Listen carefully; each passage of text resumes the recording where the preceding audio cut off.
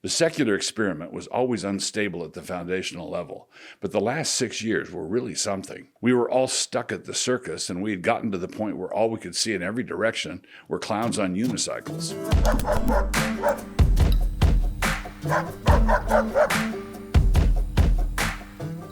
Introduction. In the history of warfare, many a victory has been thrown away through a failure to pursue.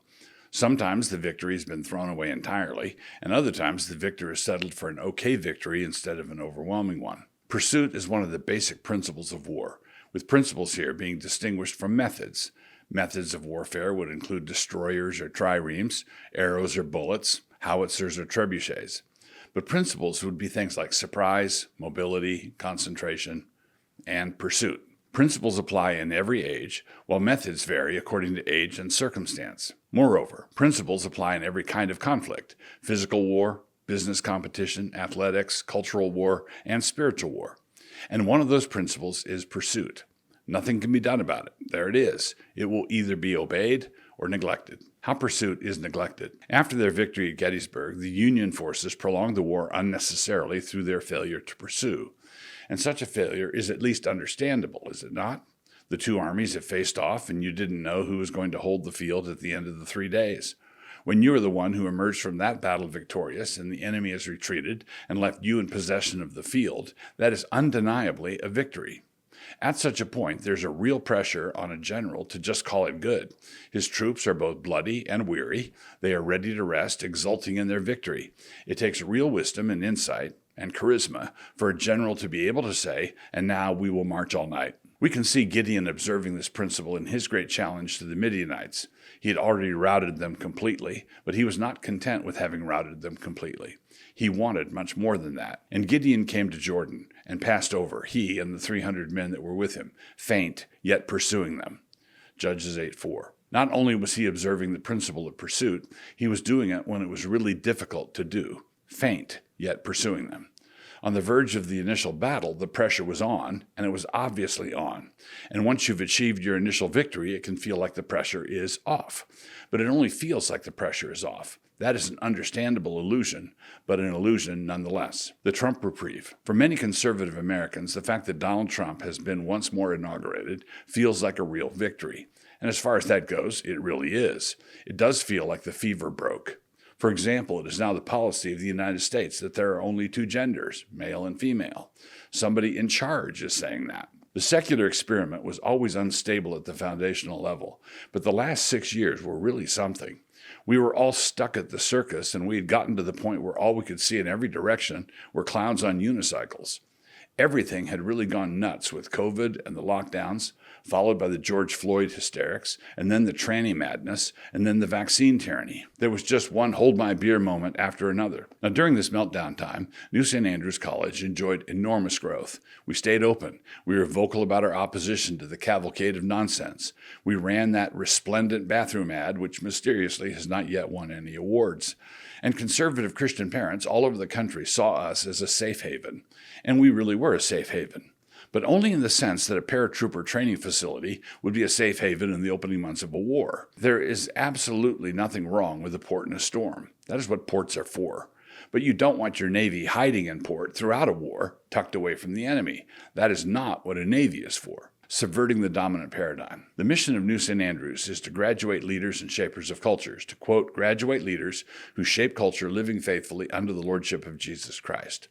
But given the state of our existing culture, both with regard to its structure and its corruption, an essential part of the task faced by our graduates is that of subverting the dominant paradigm. Some of that dominant paradigm is falling apart all by itself, true enough, but much of it still must be deconstructed. Before Gideon led his 300 into victorious battle against the Midianites, he had earlier toppled the Baal at his father's house, Judges 6:25 and 26. He had done this while following the explicit instructions of Jehovah, who had commanded him to tear down the one altar and to replace it with another. He was not allowed to just leave the altar to Baal there and go off to battle. Neither was he permitted to build an altar to Yahweh alongside that altar to Baal, as a sort of testament to religious pluralism and ecumenical dialogue. No, the altar to Baal had to go, and it needed to be replaced with an altar to Yahweh. This means that an essential part of the task we are assigning to our graduates is the responsibility of a godly iconoclasm. That dominant paradigm that we want to equip them to subvert contains erroneous assumptions about the chief end of man, about the purpose of higher education, about the role of the liberal arts, about the relationship of masculine to feminine, and about the correspondence view of truth. All of that must go down. This is the central point of Christian nationalism, incidentally. If Baal is God, follow him. If Yahweh is, then follow him. And Elijah came unto all the people and said, How long halt ye between two opinions? If the Lord be God, follow him. But if Baal, then follow him. And the people answered him not a word. 1 Kings 18:21. In short, we want our graduates to be educated to a level, rare these days, where they understand that a person cannot suck and blow at the same time. True independence and originality. We also want what seems to many a real paradox. We want fiercely independent thinkers, but we recognize that the only way for a creature to attain to true independence is through being anchored to the word of the transcendent absolute. When creatures cut themselves off from his word, seeking a faux autonomy, the only thing they can achieve is groupthink or hive mind. As a recent article put it wonderfully, consensus is their tether. If you want a good detailed summary of what NSA is up to and what we are after, the link is here. Chesterton once said that the purpose of an open mind was the same as the purpose of an open mouth. It was designed to close on something.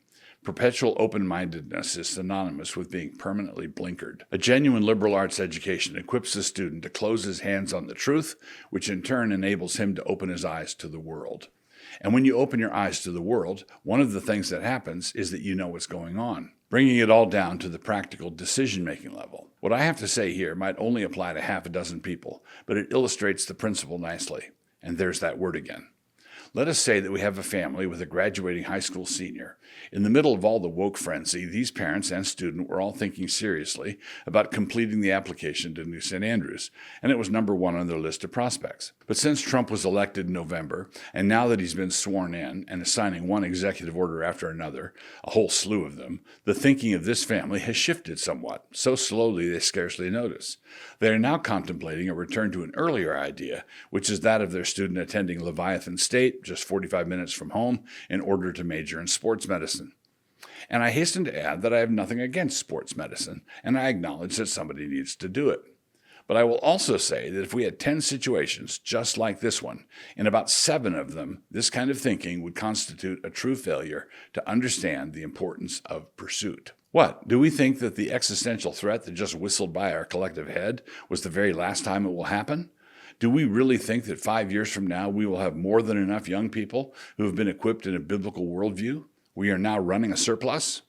Of course not. And so for those who might be among the 7, I would urge completing the application.